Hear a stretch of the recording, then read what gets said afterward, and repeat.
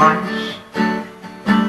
Eu vou viver dentro do mato, eu vou morar com os animais. Lá o mundo é diferente, não existe gente pra tirar a minha paz. Cidade grande não é boa, parece um calo que dói. Tem um malvado progresso que mata, rouba e destrói. Eu vivi lá na cidade, lá não serve pra viver. Lá só existe maldade, não tem felicidade, eu não quero mais sofrer. Por isso eu vou viver no mato, onde tem os bichos, cachoeiras e montanhas. Lá o ar sempre é puro e as corredeiras nascem lá nos Pirineus. Por isso eu vou viver no mato, a mãe natureza é amor que não se acanha. A minha vida renova de poder sentir que o paraíso é meu. Eu vou viver dentro do mato, eu vou morar com os animais. Lá tem paca e tatu, onça, jabuti, marroa e outros mais. Eu vou viver dentro do mato, eu vou morar com os animais. Lá o mundo é diferente, não existe gente pra tirar a minha paz. Eita, mundão sertanejo, que coisa boa.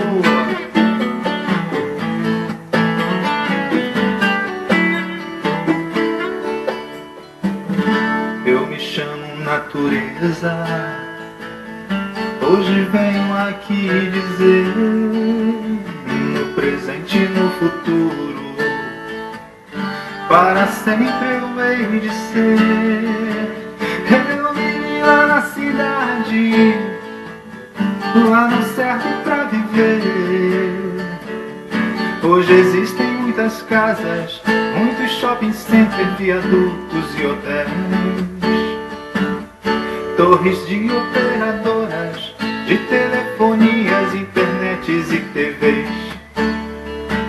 Mesmo que cortem as matas, mesmo que poluam os rios, mesmo que sujem os mares, nada vai me destruir. Nem a tecnologia, nem mesmo a astronomia poderão me alcançar. Não há força nesse mundo que seja mais forte que a natureza mãe. Não há força nesse mundo que seja mais forte que a natureza mãe. Por isso eu vou viver dentro do mato, eu vou morar com os animais.